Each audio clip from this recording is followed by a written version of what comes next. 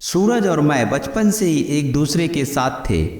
सूरज मेरा दोस्त कम और भाई ज्यादा था।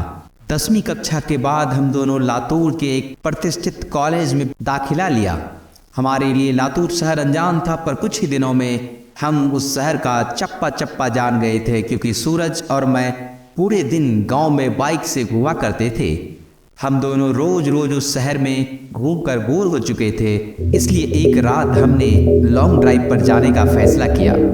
हमने कामी गांव के एक जंगल में जाने का प्लान बनाया। हम कामी गांव के जंगल में कभी नहीं गए थे, पर हमने सिर्फ सुना था कि कामी गांव का जंगल अब सिर्फ एक जंगल है, क्योंकि हरे भरे पेड़ों के सिवाय वहाँ कुछ भी नहीं था। क्योंकि उस जंगल में जो भी जंगली जानवर थे वो शिकार के कारण मारे जा चुके थे, इसलिए रात में लॉन्ग ड्राइव पर जाने के लिए वह जंगल बिल्कुल सुरक्षित था। और उसी रात पूर्णमासी की रात भी थी। मौसम भी अच्छा था, इसलिए मैं और सूरज कामी गांव की ओर निकल पड़े।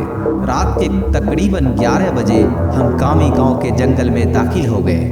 जैसा हमने सुना था वैसा ही जंगल का रास्ता मक्खन की तरह मुलायम था। हमारी बाइक हवा से बातें करने लगी थी। वाकई बहुत मजा आ रहा था, पर मुझे इस बात से हैरानी हो रही थी कि हम जंगल के इतने अंदर दाखिल हो चुके थे, पर तब भी हमें रास्ते में एक भी गाड़ी दिखाई नहीं दे रही थी। जंगल का पूरा रास्ता सुनसान पड़ा हुआ था। तभी रास्ते में हमें एक पुल दिखाई दिया। सूरज ने उस पुल के बीचों बीच बाइक रोक दी। वह अंग्रेजों के द्वारा नदी में बनाया गया तकरीबन करीब 100 से 200 साल पुराना ब्रिज था। पुल के बगल में एक बड़ा सा कोई बोर्ड लगा हुआ था और इस पर लिखा हुआ था सेंट जॉर्ज ब्रिज। हम दोनों पुल पर गए और खड़े हो गए। पुल के नीचे से नदी बह रही थी और कोमल हवाएं चल रही थी। नदी के बहती हुई हवा में चांद साफ साफ दिखाई दे रहा था। इतने में दूर जंगल से भेड़िए की रोने की आवाज आई और पुल के ऊपर से बहने वाली हवाएं अचानक रुक गई। नदी का पानी थम सा गया और चांद के एक काले बादल के पीछे गायब हो गया। तभी हमारे सर के ऊपर से एक टिटहरी भयंकर आवाज में चीखती हुई मंडराने लगी। ऐसा प्रतीत हो रहा हो वो हमसे कह रही थी कि यहाँ से जल्दी भाग जाओ। फिर मैंने अपने दोस्त सूरज से कहा, सूरज यहाँ कुछ सही नहीं लग रहा। टिटहरी का चीखना मतलब हमारे चारों तरफ खतरा मंडरा रहा है। हमें जल्दी यहाँ से निकल जाना चाहिए।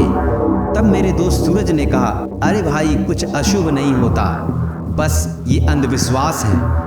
यहाँ खड़े रहो और चुपचाप नज़ारा देखो। तभी मैंने सूरज से कुछ दूर पुल के पास एक औरत को खड़े देखा। दूर से तो वो दिखने में बहुत ही खूबसूरत लग रही थी, पर वह पुल के नीचे नदी में झांक रही थी।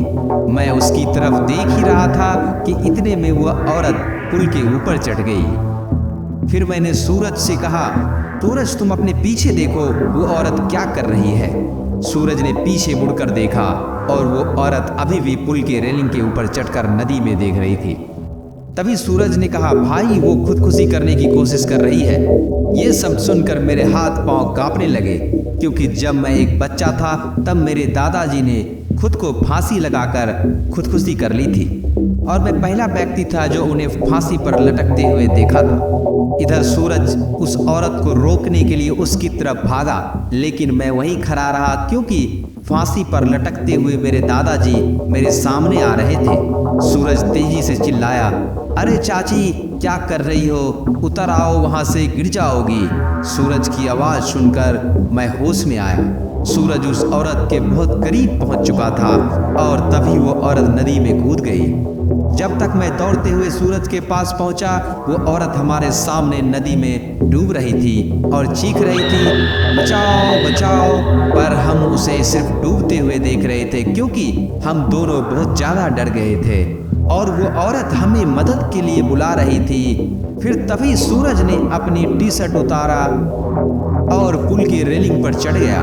मैं उसका हाथ पकड़कर उसे रोकने की बहुत कोशिश करने लगा, लेकिन वह नहीं माना। उसने मेरे हाथ से अपना हाथ छुड़ाकर उस लड़की को बचाने के लिए नदी में कूद गया।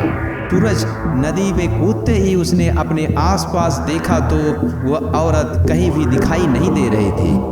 उसने सोचा कि वह शायद डूब चुकी होगी। फिर उसने गहरी सांसें ली और पानी के अंदर डुबकी लगाई। कुछ देर बाद वह पानी के ऊपर आया, लेकिन वह लड़की कहीं दिखाई नहीं दे रही थी। मैंने आंखें बंद करके भगवान से प्रार्थना की, लेकिन जब मैंने आंखें खोली तो मेरे बगल में ही पुल की रेलिंग पर वही औरत बैठी थी जो कुछ देर पहले नदी में कूद गई थी। वह किसी जंगली जानवर की तरह पुल की रेलिंग पर बैठी हुई थी और नदी में सूरज की तरफ देख रही थी। मैं मन ही मन सोच रहा था कि तभी मुझे लगा कि यह औरत नहीं बल्कि एक चुड़ैल है, और मैं डर के मारे कांपने लगा और जोर से चिल्लाने लगा, सूरज। तभी वह चुड़ैल ने मेरी तरफ देखा और जैसे ही देखा मेरे सिर से पांव तक कांपने लगा। उसका चेहरा काला और आंखें पीली थी। माथे पर एक बड़ा सा कुमकुम और नाक में बड़ी सी नथुनी।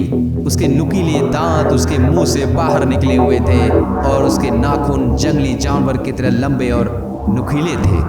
तब चुड़ैल ने कहा, क्या हुआ, मुझे ढूंढ रहे हो? सूरज पानी की सतह से हमें देख रहा था और उसे भी पता चल चुका था कि ये कोई औरत नहीं बल्कि एक चुड़ैल है। सूरज हमें चौड़ी आंखों से देख रहा था। मैंने सोचा अब ये चुड़ैल मुझे इसी पुल पर चीर फाड़ कर मार डालेगी और फिर मेरी कच्चे मांस को चबा चबा कर खाएगी, क्योंकि मैं अकेले ही उसके पकड़ में आ गया था। तब चुड़ैल ने कहा, डरो मत, मैं तुम्हें नहीं उसे अपने साथ नदी में ले जा रही हूँ। जब मैंने ये सुना तो मेरा दिल डर से दहल उठा। मैंने सूरज से चिल्लाते हुए कहा, सूरज जल्दी पानी से बाहर निकलो, नहीं तो ये चुड़ैल तुम्हें पानी में ले जाएगी और मार डालेगी। सूरज पूरी तरह से डर गया था और उसके हाथ पांव सुन्न पड़ चुके थे। उसे एहसास हो गया था कि वह शायद अब नदी से बाहर नहीं निकल पाएगा, क्योंकि वह नदी के बीचों बीच जा चुका था। चुड़ैल मेरी तरफ देखकर मुस्कुराई और फिर नदी में छलांग लगा दी। सूरज आखिरी बार चिल्लाया और चुड़ैल उसे पानी में अपने साथ ले गई। कुछ देर तक पानी में बुलबुले निकलते रहे, पर कुछ देर बाद वह भी शांत हो गया। मैं आंखें फाड़ फाड़ कर नदी में देख रहा था और सूरज को पुकारता रहा, और इतने में नदी के पानी में खून ही खून दिखाई देने लगा। मेरे आंखों में आंसू आ गए और मैं समझ गया कि उस चुड़ैल ने सूरज को मार दिया है। मैं वो सदमा बर्दाश्त नहीं कर सका और मेरी आंखों के सामने अंधेरा छा गया और मैं उसी जगह पर बेहोश हो गया। जब मुझे होश आया तब सुबह हो चुकी थी। मैं 4-5 लोगों से घिरा हुआ था। पुल पर काफी सारे लोगों की भीड़ जमा हुई थी। लोग पुल के नीचे झांक कर देख रहे थे। मैं उठा और दौड़कर पुल के पास गया और देखा नदी के किनारे सूरज की लाशें तैरती हुई दिखाई दे रही थी। उस चुड़ैल ने बड़े ही बेदर्दी से सूरज के सीने से दिल निकाल लिया था और मेरा सबसे अच्छा दोस्त मुझे छोड़कर जा चुका था। उस दिन मुझे कामी गांव के लोगों से पता चला कि उस नदी में 100 साल पहले से किसी चुड़ैल का वास था।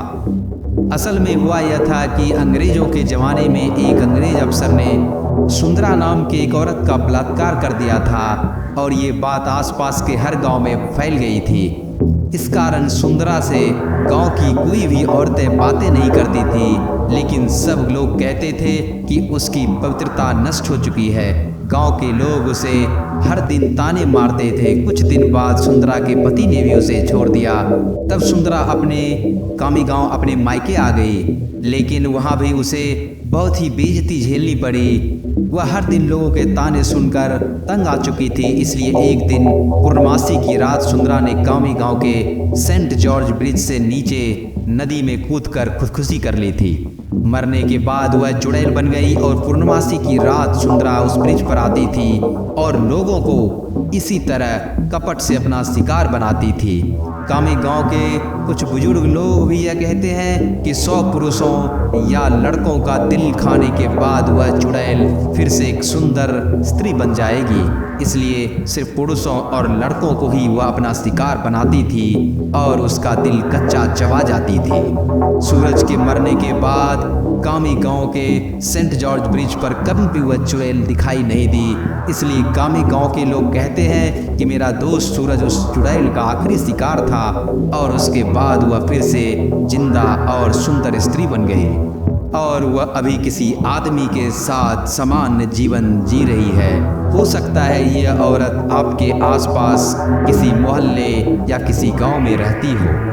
तो दोस्तों, आपको ये कहानी कैसी लगी आप हमें कमेंट में लिखकर ज़रूर बताएं और इस चैनल को सब्सक्राइब जरूर करें। यदि आप कोई बीती हुई कहानी हमारे साथ शेयर करना चाहते हैं तो आप हमें कमेंट में लिखकर ज़रूर बताएं।